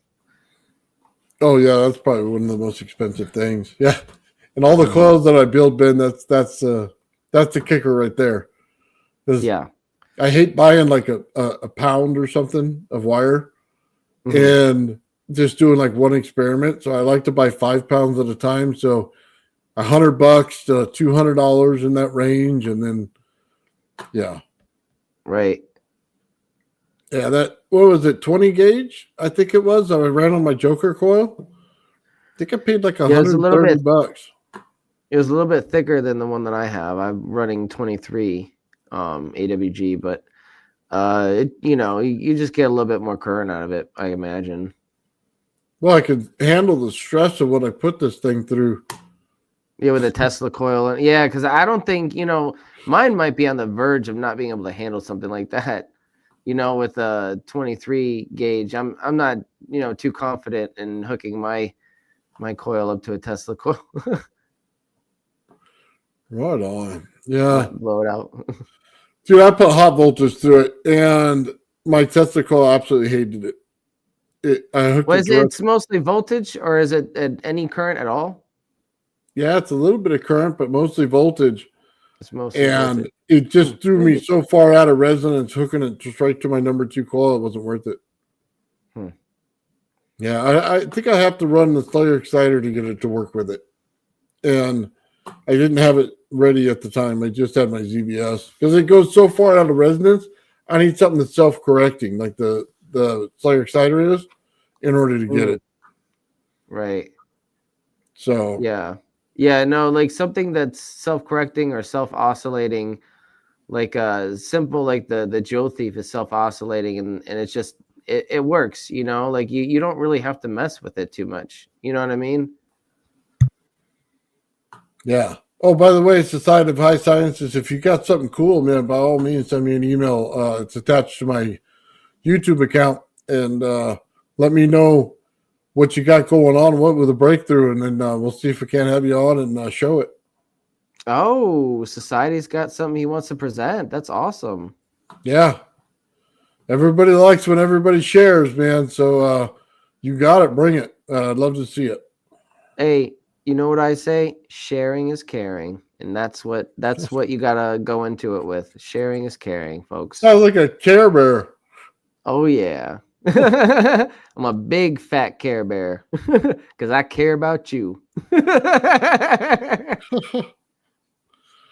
Let's see. It turns out his philosophy of the foundations of technology and the advance, it can push materials to the next level. Nice.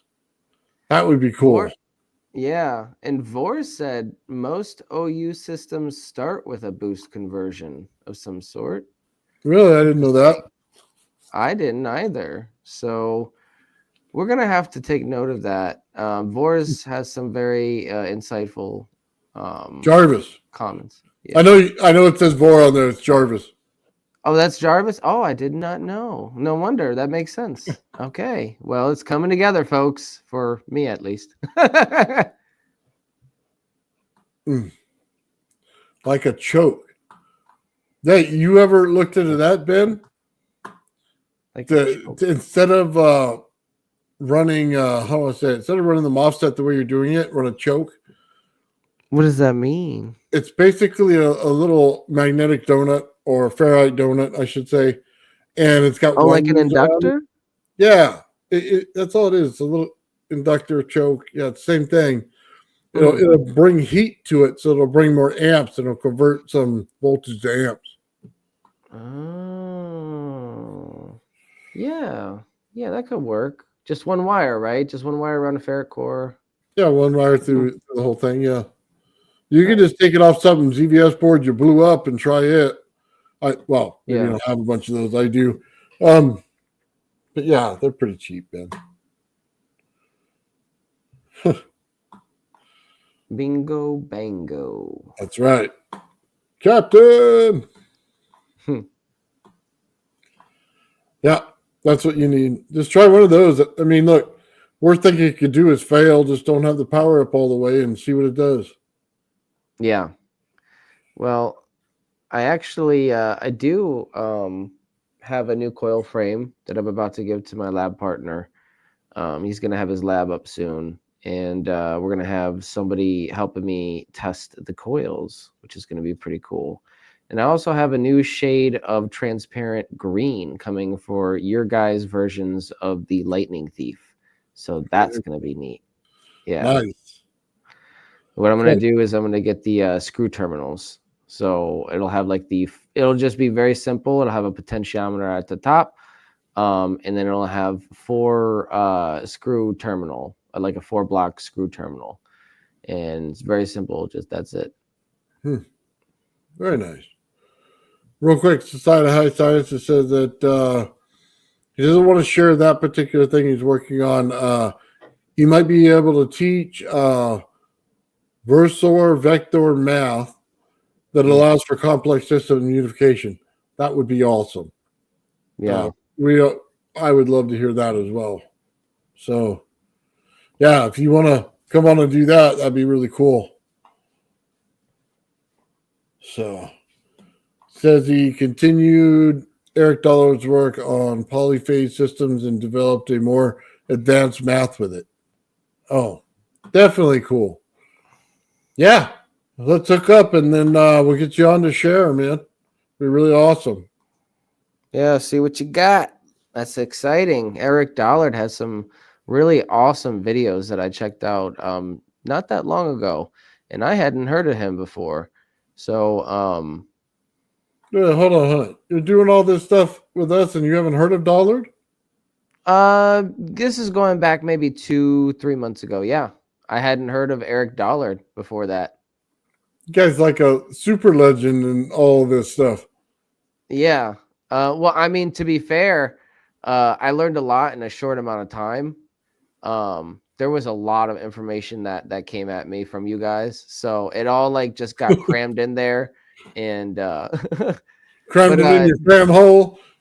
yeah, the new hole. We got more holes than we can count. Yeah, I guess it is a lot of information when you come into all this right away, when you're just trying to learn your own system. But I was already familiar with like Tom Bearden and slightly familiar with John Bedini. I had heard his name mentioned in certain circles and read him in the book the good book, The Practical Guide to Free Energy Devices.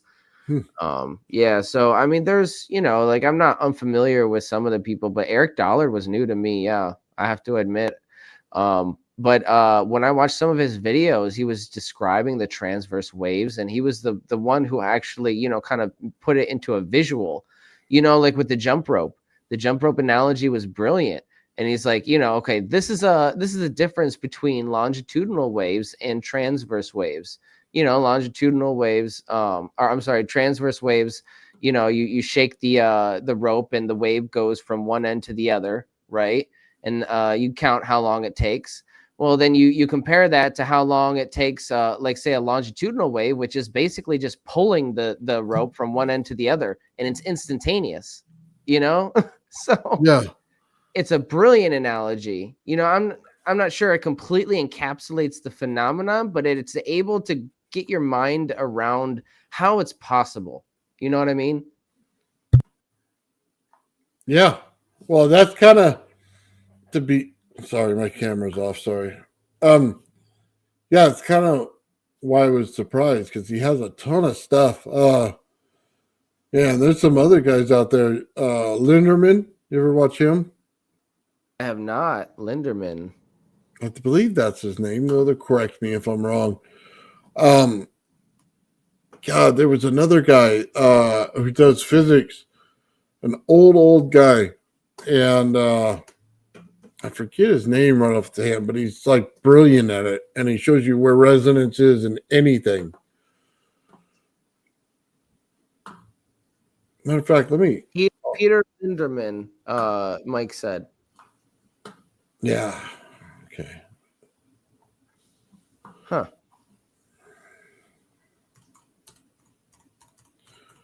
I want to see if I can't pull up that one guy. Here, no, that's not him. Yeah, see, I was going off of like if you can think of my origin branch of like investigation, I started off with investigating Daniel Nunez of One Stop Energies, and then what he was looking up, and the people he was watching and stuff like that, and it branched out from there. That's kind of like the root, though. That's how I got into all this, basically. Yeah, that makes all the sense in the world, Ben. Yeah. And there's a lot of videos, honestly, that we're just discovering that are still out there of Daniel, and him talking about his research that, I'm still going through some of it. It's, like it's out there. It's just hard to find. Gotcha. Sorry, I'm trying to look something up, Ben, and I hate it when I can't find something. I'll read some comments. Charles Milligan says longitudinal are represented well by that device with a row of steel balls on strings. Pulling rope works as a description too. Dr. Peter Linderman does a Tesla talk that is worth watching. Are you talking about the row of balls on a string? Are you talking about the Newton's cradle? I think he's talking about a Newton's cradle. Ooh, maybe, I don't know, unless there's something else that I'm missing. That's the only device that I know that has a row of balls on strings. You pull one back and it demonstrates, the transverse of energy. Oh man, you know what? I got the name now and I can't spell it right. That go figure. Man, I can never spell anything right. Julius Sumner. Sumner with an M? Yeah. Sumner.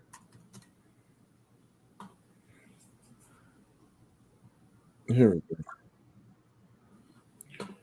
I'll just show you the picture of it real quick so everybody knows what I'm talking about. Yeah, Charles, I think you're referring to a Newton's cradle. That's the desktop toy. Yeah, you pull one end and then it goes back and forth. Yep. So this right here is Julius Sumner. I'll go ahead and drop this in the. Oh, where is it? It's right there. He's got some tuning forks in the back. And he's also got some of those flasks. Yeah, this guy finds resonance in everything.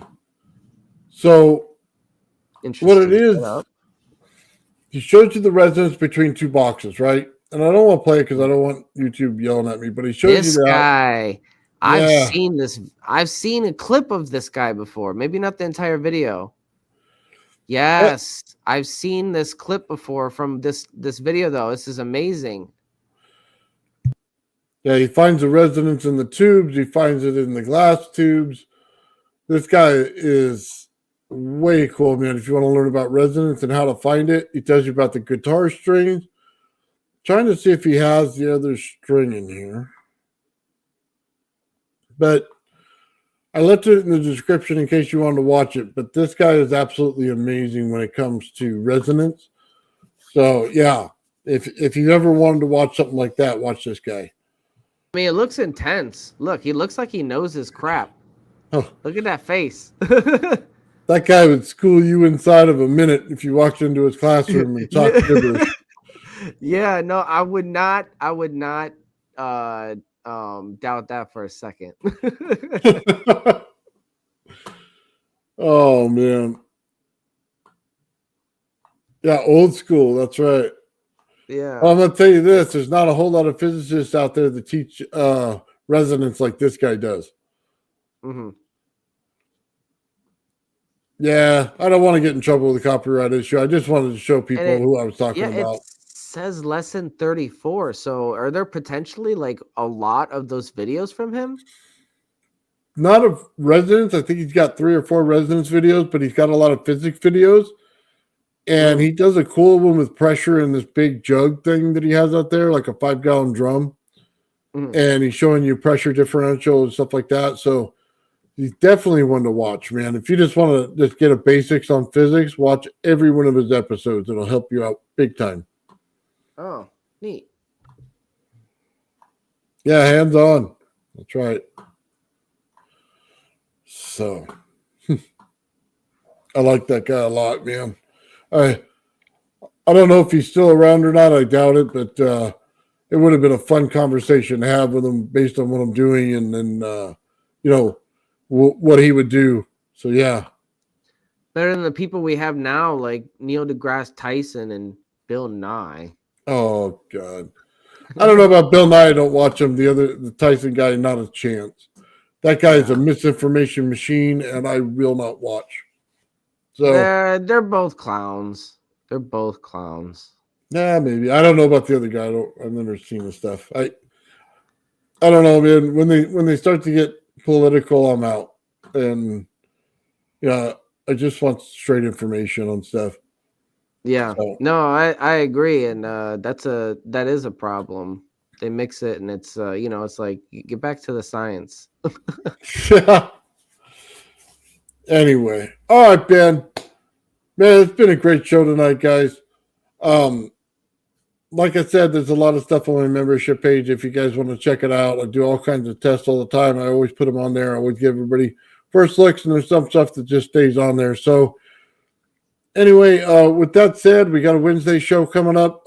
Gerald will be back, and we're all going to rock it out on that day. Sean will be there. We're going to have an awesome, awesome looking show.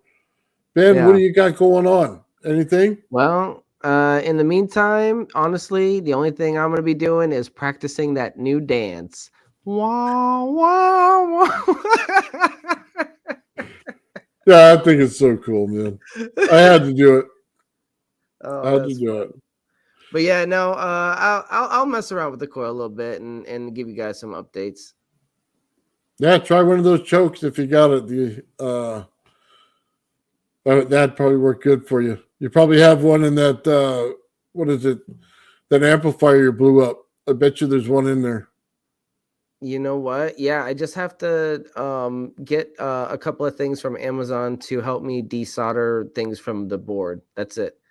So there's something that I think Sean, either Sean or I think it was Sean, he recommended. I forget. It's on my list though. It helps you get components off of boards. So I have a bunch of boards too that I can recycle like that. You know, heat sinks and all that stuff that are just stuck there like useless. And they're frustrating because I need those heat sinks. I need you, heat sink. Yeah, right on. All right, guys. Have a great night. I want to thank everybody in the chat. It's been really awesome. We had a fun time tonight. Love laughing, love having fun, man, learning a little bit in the way. Yes, thank you, everybody. I appreciate everybody and appreciate all the love and the support. Thank you, Nathan. This is awesome. Have a great night, guys.